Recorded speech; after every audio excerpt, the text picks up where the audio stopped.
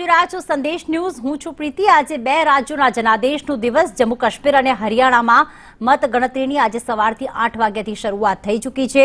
શરૂઆતી રૂઝાનમાં હરિયાણામાં કોંગ્રેસ તો જમ્મુ કાશ્મીરમાં અત્યારે ક્યાંક ભાજપ જે છે એ સરકાર બનાવવાનો દાવો કરી રહી છે। આખરે કોની બનશે સરકાર મહત્વનો વિષય, કારણ કે બેલેટ પેપરની ગણતરી બાદ હવે ઈવીએમમાં મતગણતરીની શરૂઆત થઈ ચૂકી છે। હરિયાણામાં 4500 બેઠકોના રૂઝાનમાં કોંગ્રેસ અત્યારે આગળ વધતી દેખાઈ રહી છે।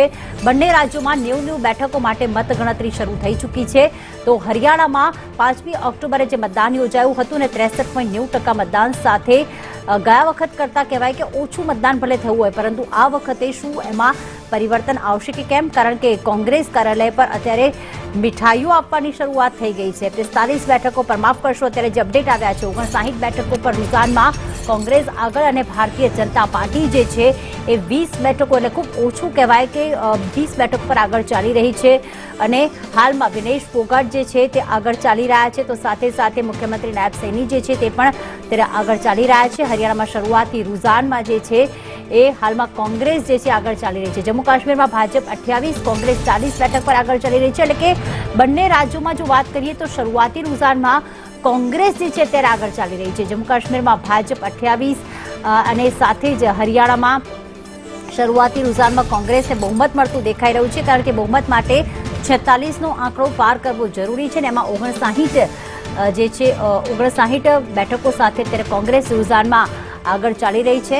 અને હાલમાં આપ જોઈ રહ્યા છો કે જાણે ઉજવણીનો માહોલ, જાણે રિઝલ્ટ એક ફાઇનલ થઈ ચૂક્યું હોય, કોંગ્રેસે જાણે એવું માનું કહી લીધું હોય કે જાણે હાલમાં જે અમે જીત મેળવી લીધી છે તે રીતે હાલમાં ઉજવણીનો માહોલ જોવા મળી રહ્યો છે।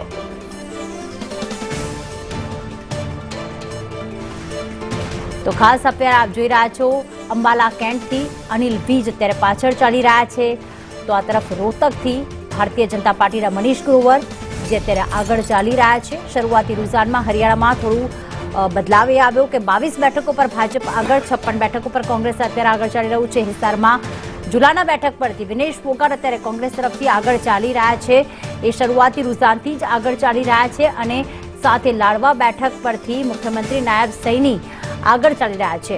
આ ઉપરાંત નાયબ સૈનીએ એક નિવેદન પણ આપી દીધું છે કે જો હરિયાણામાં ભારતીય જનતા પાર્ટીની હાર થાય છે તો એની જવાબદારી મારી આવશે, એ નિવેદન એમણે આપી દીધું છે। કારણ કે શરૂઆતી રૂઝાનમાં કોંગ્રેસ સરકાર બનાવતી દેખાઈ રહી છે, તો ત્યારે એમણે નિવેદન પણ આપી દીધું છે।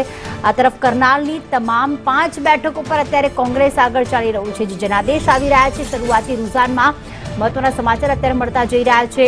પલવલ જિલ્લાની તમામ બેઠકો પર અત્યારે કોંગ્રેસ આગળ છે, એટલે કે અહીંયા ક્યાંક કોંગ્રેસનું સારું જે પરફોર્મન્સ છે તે સામે આવી રહ્યું છે।